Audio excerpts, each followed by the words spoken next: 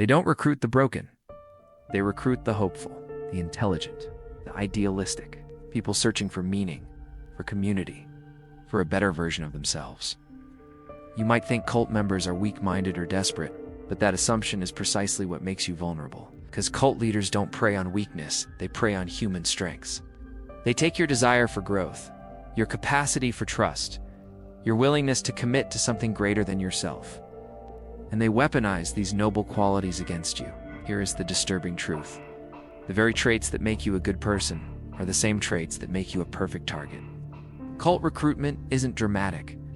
It's subtle, gradual, and designed to feel like the most natural thing in the world. It begins with what psychologists call love bombing, an overwhelming display of attention, affection, and validation. This isn't random kindness, strategic psychological warfare designed to create dependency. The cult leader studies your vulnerabilities, your unfulfilled needs, your deepest desires, then positions themselves as the answer to everything you've been searching for. They don't just offer you belonging, they offer you a version of yourself that feels more special, more enlightened, more chosen than you've ever felt before.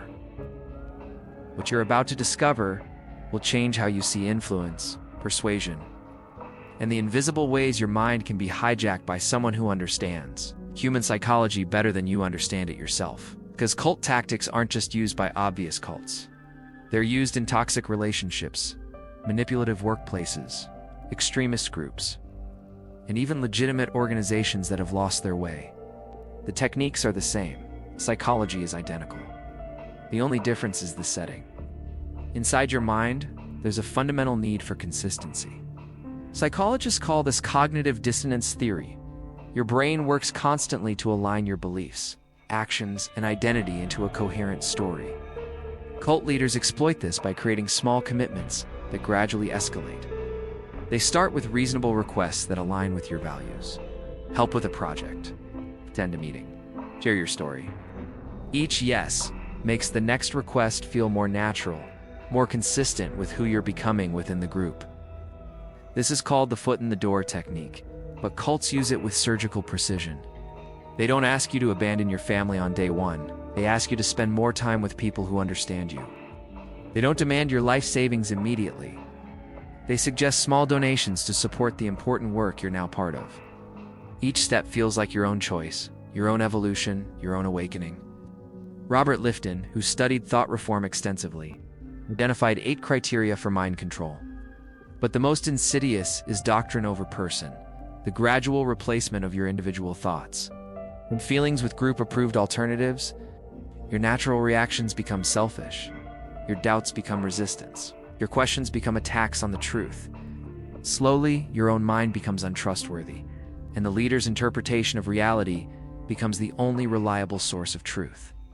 The most chilling aspect is how they handle your resistance. When you start to question, they don't argue with you. They love bomb you harder. They remind you of your special role, your important mission, your unique gifts that the world needs. They make your doubt feel like a personal failing, a sign that you're not spiritually advanced enough to understand the deeper truth. Resistance becomes evidence of your need for more guidance, more commitment, more surrender to the process. This is happening in your life right now, in ways you might not recognize. Think about that charismatic boss who makes you feel chosen, special, part of an elite team, then gradually demands more hours, more loyalty, more sacrifice for the vision. Consider that friend who showers you with attention and understanding, and slowly isolates you from other relationships while positioning themselves as your most important connection. Notice how certain online communities operate. They welcome you with enthusiasm, validate your feelings, and offer you a sense of belonging. But gradually, they introduce increasingly extreme ideas as normal. They create an us versus them mentality where questioning the group feels like betraying your new identity. They make you feel enlightened compared to the sheep who do not understand what you now know. Even in romantic relationships, these patterns appear. Love bombing followed by gradual control, your independence reframed as selfishness, your outside relationships portrayed as threats to your special connection. Your own feelings and perceptions slowly replaced with your partner's version of reality. The techniques are identical. Later context changes.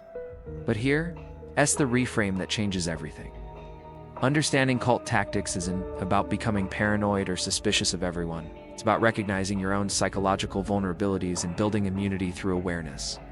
The people most likely to fall for manipulation aren't the weak the ones who believe they too smart, too strong, too aware to be manipulated.